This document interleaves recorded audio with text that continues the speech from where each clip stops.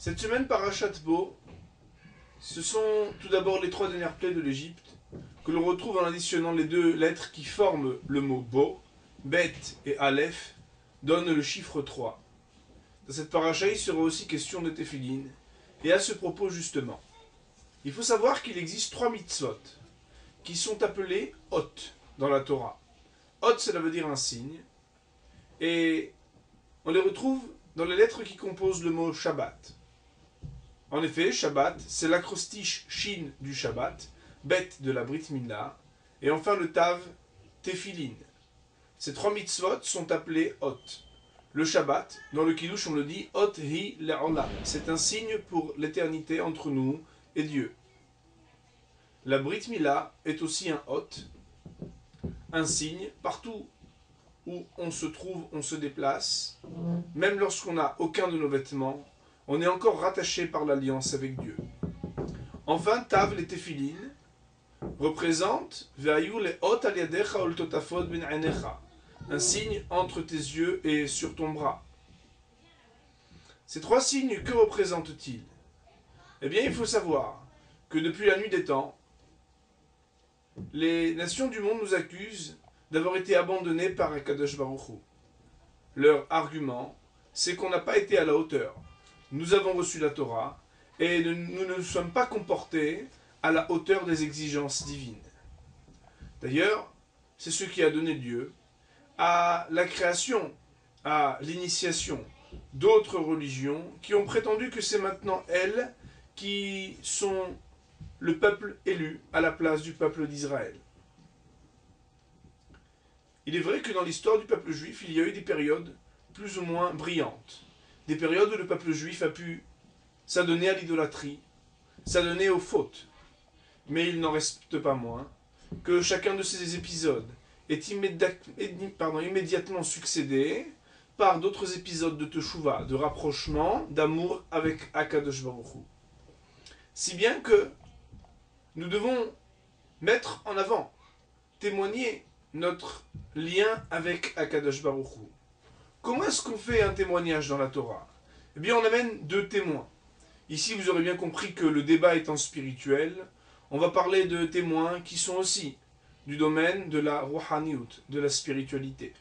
En l'occurrence, il y a, chaque jour de la semaine, deux témoins qui marquent notre signe de rapprochement avec Akadosh Baruch Hu. La Brit Mila et les Téphilin vont être présents au quotidien du Klal Israël. Tous les jours, on pose les Téphilin, tous les jours, on a la Brit Mila, tous les jours, nous avons deux témoins qui viennent témoigner de notre rapprochement, de notre lien indéfectible avec Akadosh Baruch Hu. D'autre part, le Shabbat, comme vous le savez, et le Yom Tov aussi, qui est appelé Shabbat dans la Torah, on n'appose pas les Téphilin, les phylactères, sur le bras et sur la tête. Pourquoi? Eh bien, nos Hachamim, dans le traité de Melachot, nous disent, c'est parce qu'étant donné que le Shabbat lui-même est un signe de proximité entre Dieu et son peuple, alors on n'a pas besoin d'ajouter un autre signe. Pourtant, nous avons besoin de deux témoins, et ce, quel que soit le jour de la semaine, pour témoigner notre lien avec Akadosh Baruch Hu. Eh bien, si on fait le compte, étant donné que le Shabbat est un hôte, et que la Brit Mila est un hôte, la Brit Mila, comme vous le savez, repousse les interdits du Shabbat lorsqu'on doit la réaliser, et de toute façon reste présente lorsqu'elle est déjà, elle marque déjà le corps de l'homme, eh bien même le Shabbat, on retrouvera deux témoins qui viendront certifier de notre proximité avec Akadosh Baruch Hu. Alors, les jours de la semaine, nous avons la Mila et Téphilin.